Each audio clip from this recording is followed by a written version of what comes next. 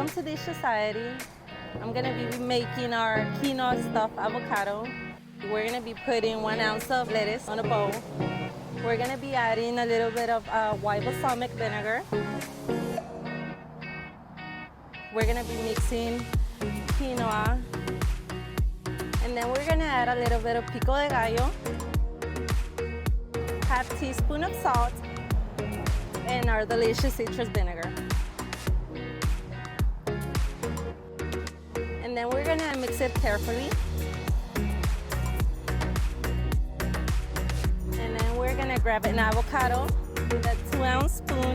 We're gonna put the quinoa on the avocado. We're gonna put it on top of the lettuce.